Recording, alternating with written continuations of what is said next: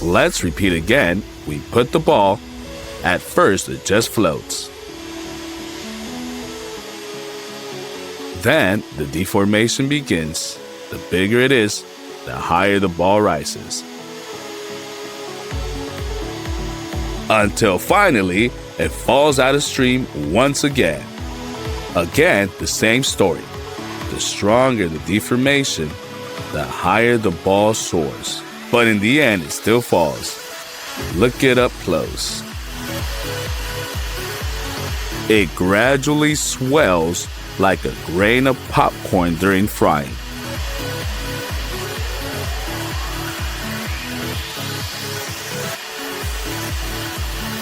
And then, when the shape is too uneven, it simply falls under its weight. And now we have managed to repeat the same result at the first attempt while the ball is smoking. And in a matter of seconds, all traces of the ball are erased. In fact, everything can be made easier by piercing the ball with the screwdriver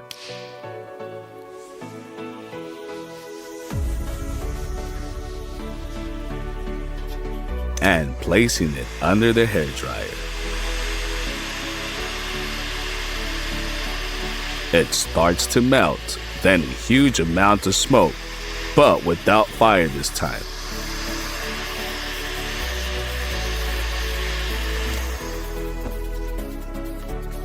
Let's try again. We direct the hairdryer perpendicular to the screwdriver, and the process goes faster. First it melts, then a bunch of smoke, and finally fire. And balls are much more dangerous than you thought. We pinch a match in a vise and point a construction hairdryer at it. It lights up and goes out just as quickly. And what if you pinch all the matches out of the box? Matches light up in a chain reaction in a second. Here are the slow motion shots. It can be seen that the fire sweeps through all the matches very quickly. Look again, a second flash, and they go out. Let's try to heat a whole box. We bring the hairdryer, nothing seems to happen. But then it starts to darken, and then a flash of fire from inside. It's burned out all the matches. Let's open it and make sure that none of them survived.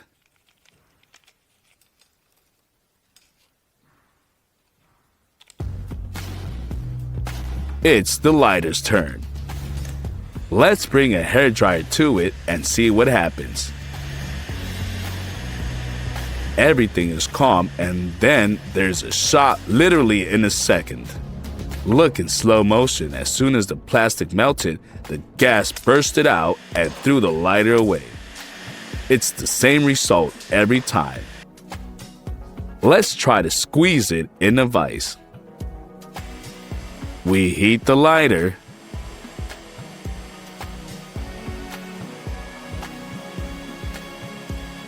There's an explosion. Then another one. But in the end, the gas just evaporates from the lighter.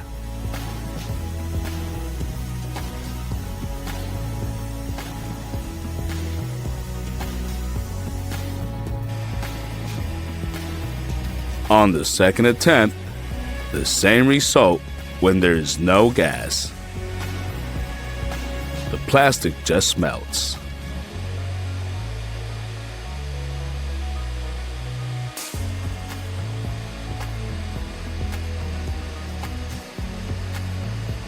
Unfortunately, it was not possible to cause a fire, but we don't give up. We simply increase the number of lighters, as many as 5 lighters in a vise. Turn on the hairdryer. We warm them up evenly.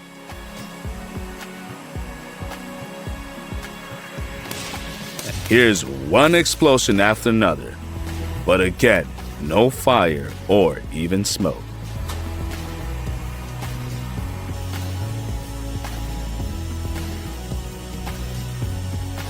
It seems that lighters are quite safe without a spark, except for a powerful clap from the release of gas.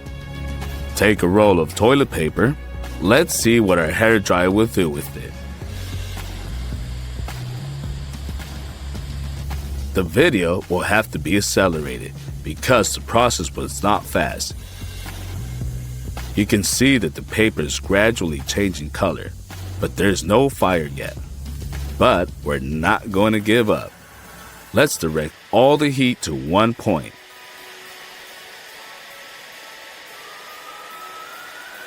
After 4 minutes, smoke appears, which means there will be a fire. Finally, the paper breaks out. It will burn for a long time. Look at how it will gradually decrease while it burns through layer by layer.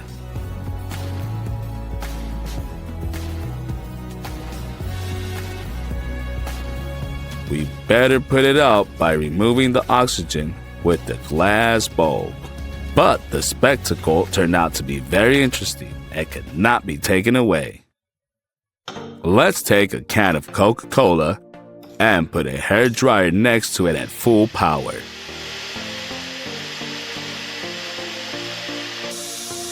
It will have to wait for some time. Even a construction hairdryer will not warm it up so quickly. After almost 6 minutes, the jar finally gives in, or rather, the liquid inside splashes out, tearing off the top part. Look at this fountain in slow motion. What a powerful splash!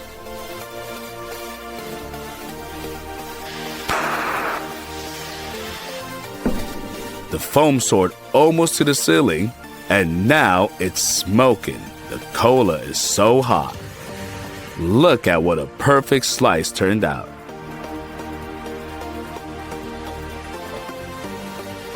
Okay, it's time to move on to a glass bottle. Install a hairdryer and watch. As you can see, during the heating process, the volume of the cola seems to increase. After 8.5 minutes, we finally get a result. A huge fountain of cola shoots out of the bottle, knocking out the cork. Look how beautiful it looks in slow motion. The foam hits the ceiling, scattered all over the studio. The fountain turned out really huge, and then it turned into a rain of cola.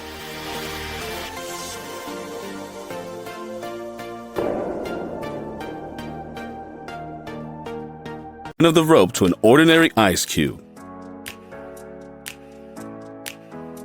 Now we put a pinches of salt on top and wait for the reaction, during which the ice melted a little. But not everything is so simple. If you pull the rope, you'll realize that the cube is frozen to the rope, and very hard. No matter how you swing it, it won't fall off. And now, let's take a bigger cube and add salt that will need more than a couple of pinches. We will distribute it and attach an ordinary towel on top. We will firmly press it and turn it over so that the cube presses with its own weight. After about 2 minutes, the cube froze to the towel. And it can even be lifted into the air. Incredible reaction of ice with salt.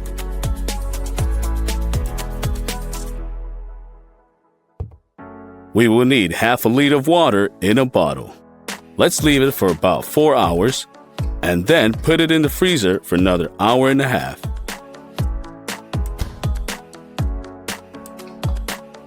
Carefully take it back out. Now strike one light blow and the water starts to freeze right in front of your eyes. Incredible, isn't it? Or you can hit the bottle on the table and get the same effect. And if you try to pour this water into a glass, it will begin to form an ice column. Carefully pour this water into a glass and then attach an ice cube to the surface. The water begins to gradually crystallize, and after a couple of seconds, the cube quietly stays on a solid surface.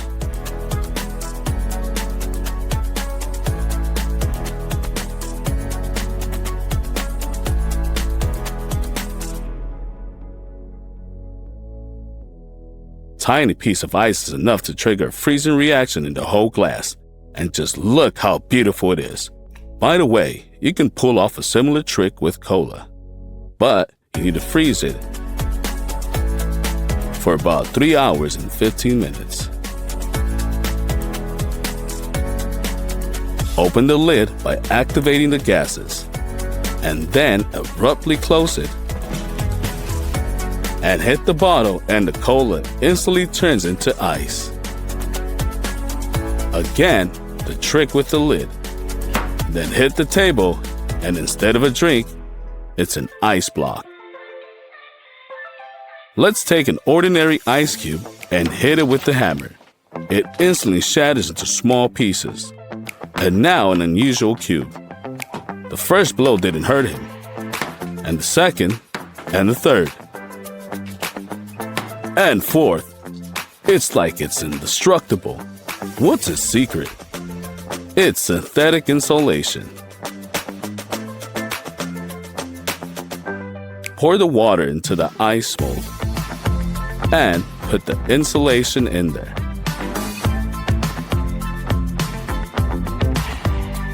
We fill it to the top and fill it with water all the way till the end. We'll freeze it and take our cube out. It looks like an ordinary ice, but even a hammer can't handle it. It's amazing how much its properties have changed from a piece of insulation.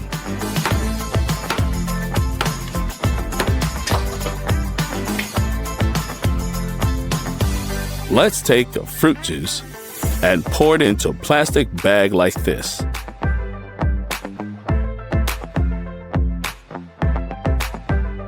Let's put the bag in a bigger bag and now surround it with ice. Evenly distributed over the entire area of the packaging. It is important that the juice bag remains exactly in the center. And now add salt to the ice at a decent amount.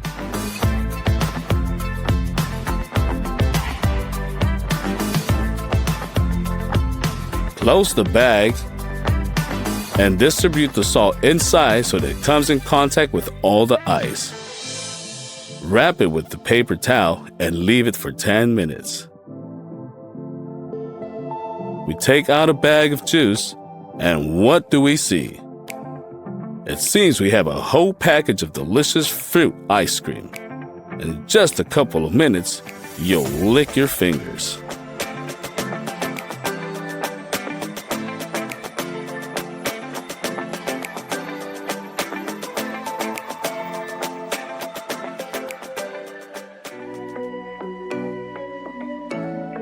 Here we have 3 vessels with seemingly identical liquids.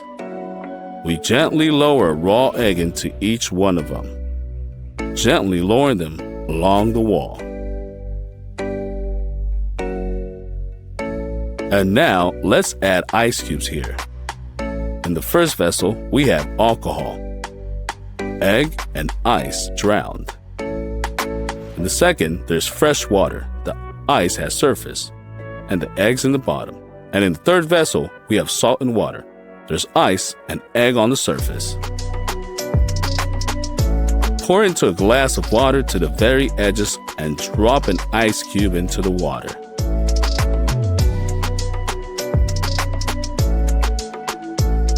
The ice has melted, but the water doesn't seem to have been spilled. Then, we'll add another ice cube.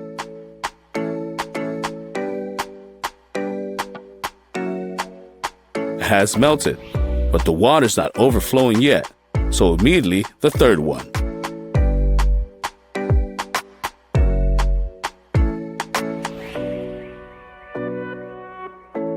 The third cube also did not allow the water to pour out, but unfortunately, the fourth place was not enough. And now we need water, soda, and vinegar. Mix soda and vinegar in the saucepan with the violent reaction. Let's leave them for about 3 hours. When the reaction is over and we got this mass, to which we will add more water.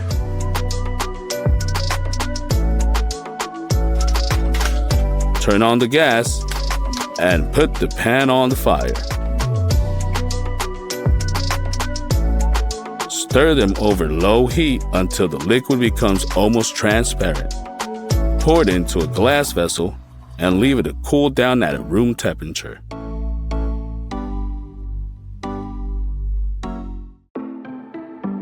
Pour a little of our liquid on the surface and it immediately begins to crystallize.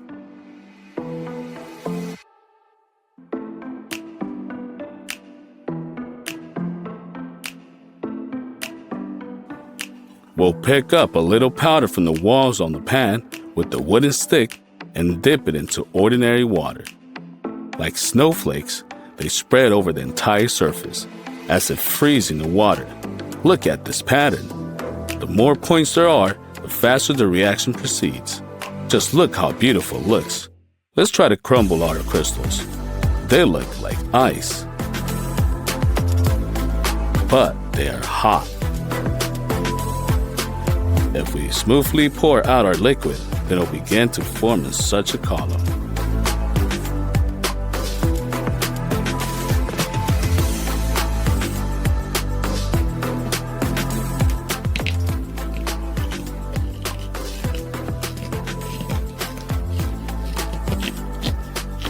The freezing is just instant.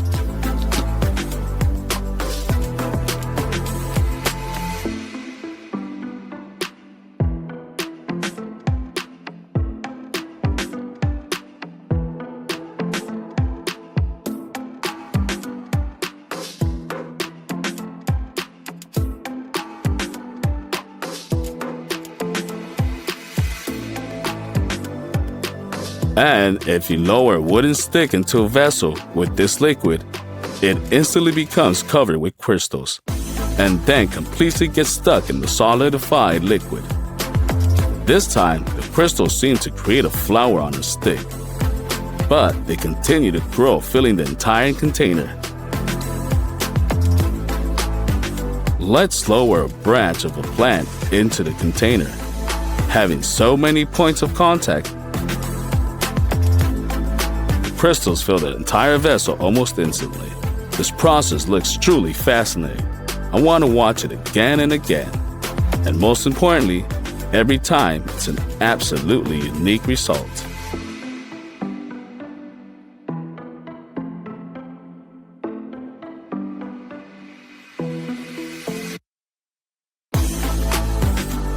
Just fascinating.